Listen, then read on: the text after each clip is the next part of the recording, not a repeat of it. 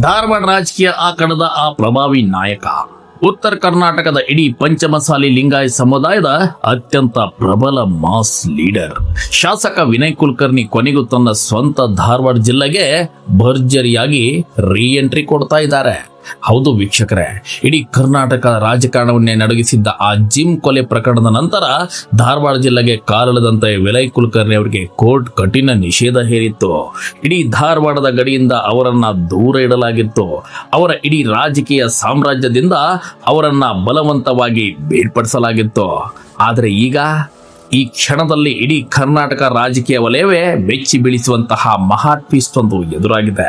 ಜನಪ್ರತಿನಿಧಿಗಳ ವಿಶೇಷ ನ್ಯಾಯಾಲಯವು ಇಡೀ ರಾಜಕೀಯ ವಲಯವೇ ದಿಗ್ಗಿಗೊಳಿಸುವಂತಹ ಅತ್ಯಂತ ಪವರ್ಫುಲ್ ಆದೇಶ ಹೊರಡಿಸಿದ್ದು, ವಿನಯ್ ಕುಲಕರ್ಣಿಗೆ ಧಾರವಾಡ ಪ್ರವೇಶಿಸಲು ಷರತ್ತುಬದ್ಧ ಗ್ರೀನ್ ಸಿಗ್ನಲ್ ನೀಡಿದೆ.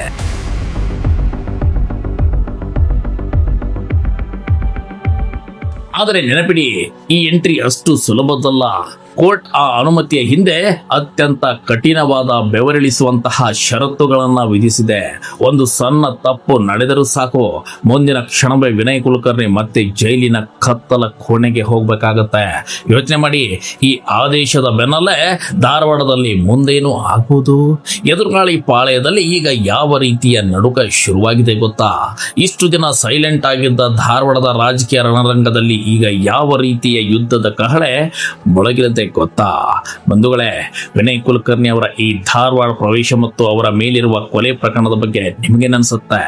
ಕಮೆಂಟ್ ಬಾಕ್ಸ್ ನಲ್ಲಿ ನಿಮ್ಮ ಪ್ರಾಮಾಣಿಕ ಅನಿಸಿಕೆಗಳನ್ನ ತಕ್ಷಣವೇ ದಾಖಲಿಸಿ. ಹಾಗೆ ಇಂಥ ನಡುಕ ಹುಟ್ಟಿಸುವ ರಾಜಕೀಯ ಕರಾಳ ಸತ್ಯಗಳನ್ನ ಪ್ರತಿಕ್ಷಣವೂ ಇಂಚಿಂಚು ತಿಳಿಯಲು ನಮ್ಮ ಕರಾಳ ಸತ್ಯ ಚಾನೆಲ್ಗೆ ಈಗಲೇ ಸಬ್ಸ್ಕ್ರೈಬ್ ಆಗಿ ಬೆಲ್ ಐಕಾನ್ ಒತ್ತುವುದನ್ನ ಮರೆಯೋಕೆ ಹೋಗ್ಬೇಡಿ.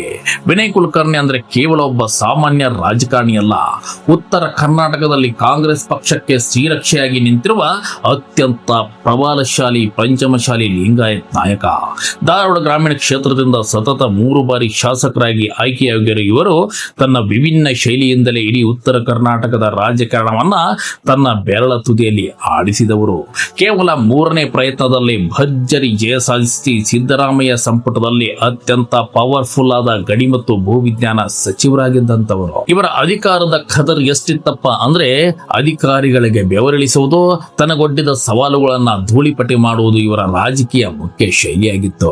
ಕೈಯಲ್ಲಿ ಸಿಗದೇ ಇರುವ ರಾಜಕಾರಣಿಗಳ ಮಧ್ಯೆ ಜನಸಾಮಾನ್ಯರ ಜೊತೆ ನೇರವಾಗಿ ಬೆರೆಯೋ ಗುಣ, ಬಡವರ ಕೆಲಸಕ್ಕೆ ತಕ್ಷಣ ಸ್ಪಂದಿಸೋ ಆಟಿಟ್ಯೂಡ್ ಇವರನ್ನ ಧಾರವಾಡದ ಪ್ರಭಾವಿ ನಾಯಕರನ್ನಾಗಿ ಮಾಡಿತ್ತು. ಉತ್ತರ ಕರ್ನಾಟಕದಲ್ಲಿ ಕಾಂಗ್ರೆಸ್ ಪಕ್ಷಕ್ಕೆ ಲಿಂಗಾಯತ್ ಮತ ಬ್ಯಾಂಕ್ ತಂದುಕೊಡುವ ಏಕೈಕ ಶಕ್ತಿ ಇವರದಾಗಿತ್ತು. ಇವರ ಈ ಆಕ್ರಮಣಕಾರಿ ರಾಜಕೀಯ ಶೈಲಿಗೆ ಇವರ ಅತಿ ದೊಡ್ಡ ಶಕ್ತಿಯಾಗಿತ್ತು. ಇಂತಹ ಪವರ್ಫುಲ್ ನಾಯಕನಿಗೆ ಬಿಗ್ ಶಾಕ್ ಕೊಟ್ಟ ಆ ಘಟನೆ ಮುಂದಿನ ದಿನದಲ್ಲಿ ಇವರ ಇಡೀ ಬದುಕನ್ನೇ ಸಂಪೂರ್ಣವಾಗಿ ತಲ್ಲಣಗೊಳಿಸಿತ್ತು. ಸ್ನೇಹಿತರೆ, ಬಂಧುಗಳೇ, ಒಬ್ಬ ಜನಪ್ರತಿನಿಧಿಯ ಮೇಲೆ ಕೊಲೆ ಆರೋಪದ ಬಗ್ಗೆ ಕಾನೂನು ಕ್ರಮ ಎಷ್ಟರ ಮಟ್ಟಿಗೆ ಸರಿಯಾಗಿವೆ? ತಕ್ಷಣ ಕಮೆಂಟ್ ಬಾಕ್ಸ್ ನಲ್ಲಿ ನಿಮ್ಮ ಕಮೆಂಟ್ ಹಾಕಿ. ಆದ್ರೆ ಇವರ ಈ ಭರ್ಜರಿ ರಾಜಕೀಯ ಬೆಳವಣಿಗೆ ಅತಿ ದೊಡ್ಡ ಮರಣ ಶಾಸನ ಬರೆದದ್ದು ಬಿಜೆಪಿ ಜಿಲ್ಲಾ ಪಂಚಾಯತ್ ಸದಸ್ಯ ಯೋಗೇಶ್ ಗೌಡ ಕೊಲೆ ಕೇಸ್. 2016 ಜೂನ್ ತಿಂಗಳಲ್ಲಿ ಧಾರವಾಡದ ಸಪ್ತಾಪುರದಲ್ಲಿರುವ ಜಿಮ್ ಒಂದರಲ್ಲಿ ಯೋಗೇಶ್ ಗೌಡ ಅವರನ್ನ ಅತ್ಯಂತ ಭೀಕರವಾಗಿ ರಕ್ತದ ಮಡುವಿನಲ್ಲಿ ಕೊಲೆ ಮಾಡಲಾಗುತ್ತೆ. ಇಡೀ ಜಿಲ್ಲೆನೇ ನಡುಗುವಂತೆ ಮಾಡಿದ ಆ ಕೊಲೆಯ ಹಿಂದೆ ಯಾರಿದ್ದಾರೆ ಅನ್ನೋ ಪ್ರಶ್ನೆ ಇಡೀ ರಾಜ್ಯವನ್ನೇ ಕಾಡಿತ್ತು. ಮೊದಲು ಸ್ಥಳೀಯ ಪೊಲೀಸರು ತನಿಖೆ ನಡೆಸ್ತಾರೆ. ನಂತರ ಈ ಕೇಸ್ ಸಿಬಿಐ ಅಂದ್ರೆ ಸೆಂಟ್ರಲ್ ಬ್ಯೂರೋ ಆಫ್ ಇನ್ವೆಸ್ಟಿಗೇಷನ್ ಕೈ ಹೋಗುತ್ತೆ. ಸಿಬಿಐ ತನಿಖೆ ಚುರುಕುಗೊಳಿಸಿದಾಗ ಕೇಳಿ ಬಂದ ದಿಗಿಲುಗೊಳಿಸುವ ಹೆಸರೇ ಈ ವಿನಯ್ ಕುಲಕರ್ಣಿ.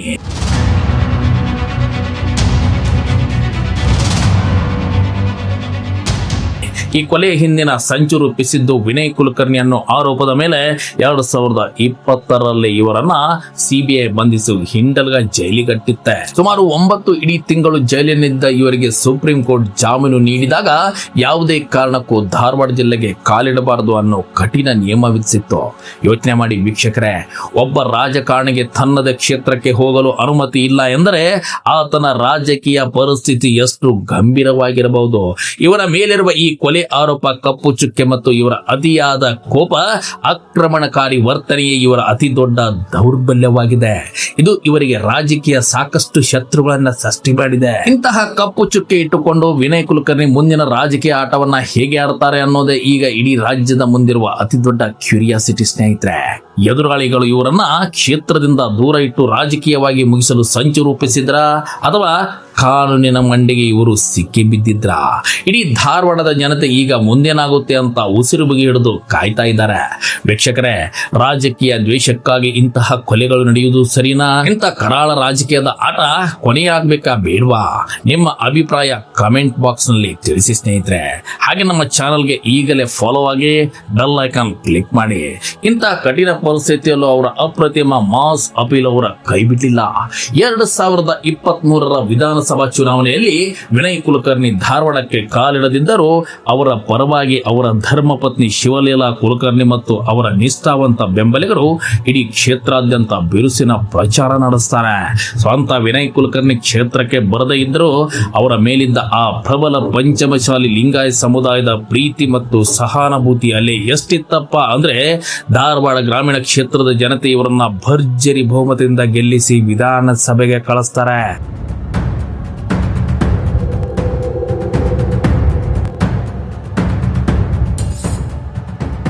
ಇದು ವಿನಯ್ ಕುಲಕರ್ಣಿ ಅವರ ರಾಜಕೀಯ ಶಕ್ತಿಗೆ ಹಿಡಿದ ಕನ್ನಡಿಯಾಗಿತ್ತು ಸ್ನೇಹಿತರೆ.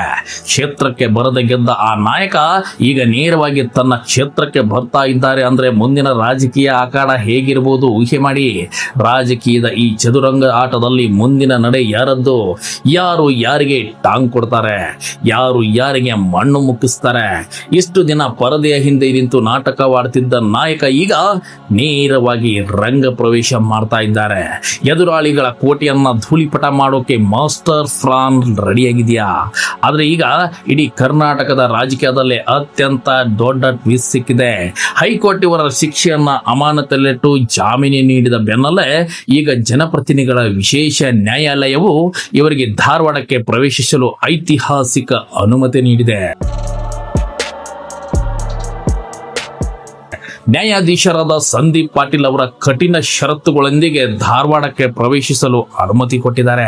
ಆದ್ರೆ ಸಾಕ್ಷಿಗಳನ್ನ ಕೆಳಕುವಂತಿಲ್ಲ, ಯಾವುದೇ ವ್ಯವಸ್ಥದ ಮೆರವಣಿಗೆ ಮಾಡುವಂತಿಲ್ಲ. ಒಂದು ವೇಳೆ ಈ ನಿಯಮ ಮೀರಿದ್ರೆ ಜಾಮೀನು ರದ್ದಾಗಲಿದೆ ಎಂದು ಕೋರ್ಟ್ ಕಟ್ಟುನಿಟ್ಟಿನ ಎಚ್ಚರಿಸಿದೆ.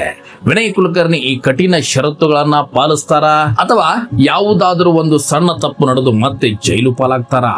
ಇದೇ ಈಗ ಧಾರವಾಡ ಜನರಲ್ಲಿರುವ ಅತಿ ದೊಡ್ಡ ಕುತೂಹಲ ಮತ್ತು ತುಂಬಾ ಕ್ಯೂರಿಯಾಸಿಟಿ. ಈ ಕುತೂಹಲಕ್ಕೆ ಉತ್ತರ ಸಿಗೋದು ಯಾವಾಗ? ಧಾರವಾಡದ ಮಣ್ಣಿನಲ್ಲಿ ಇವರ ಮೊದಲ ಹೆಜ್ಜೆ ಇಡುವಾಗ ಏನಾಗಬಹುದು? ಎದುರಾಳಿಗಳು ಇವರ ಹೆಜ್ಜೆ ಹೆಜ್ಜೆಗೂ ಕಾವಲು ಕಾಯ್ತಾ ಇರೋದು ಸತ್ಯನಾ? ಇವರನ್ನ ಮತ್ತೊಮ್ಮೆ ಲಾಕ್ ಮಾಡಲು ಇಂಟರ್ನಲ್ ಆಗಿ ಸ್ಕೆಚ್ ನಡೀತಾ ಇದೆಯಾ?